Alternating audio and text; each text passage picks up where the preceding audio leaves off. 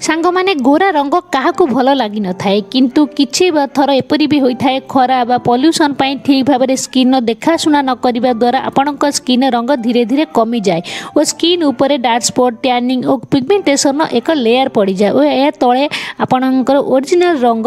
कुआडे लुचि जाए किंतु सांग माने चिंता करिवार किछि दरकार नाही काहेकि ना आज मु आपणक पई नै आसी हळदीर एक बहुत ही इफेक्टिव और अमेजिंग फेस पैक जहाँ को अप्लाई करी आपणकर असली गोरा रंग को पुणी थरे पाई परिबे और आपणक स्किन को बहुत ही निखार करि परिबे।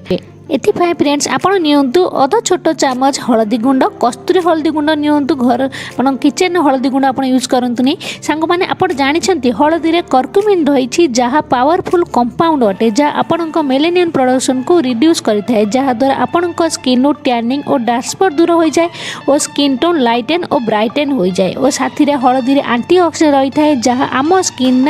ने इंस्टेंट ग्लो ऐड करिथाय और हलदी सहित आमे नेबा गोटे चामच कॉर्नफ्लोर गोटे चामच आपन नियंतु दही এবং फ्रेंड्स एथिरे आमे नेबा 8 ରୁ 10 नब आपन नियंतु लेमन जूस लेंबू रस जदि आपन को स्किप शूट करूनी आपन स्किप करि परिबे एवं एथिरे नियंतु गोटे चामच रोज वाटर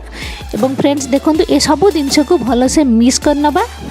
फ्रेंड्स हलदी सहित एहीपरी दही कॉर्नफ्लोर लेंबू रस गोलाप जल मिसाई लगाइबा द्वारा यार बहुत गुण बढ़ी जाए बहुत बढ़िया फेस पैक यह बनी जाए जहाँकि आपणक स्किन को light and bright and spotless बनवाई एक्सलेंट काम करें तो एक भल से मिक्स कर नहीं आपणक क्लीन फेस रे भल से लगातु एवं सब बेकर भी लगाइबे एवं यह लगाई सारी आपन 10 ରୁ 15 मिनिट फेस रे रखंतु एवं 10 ରୁ 15 मिनिट पर धीरे धीरे मसाज करी फेस को धोई नियंतु।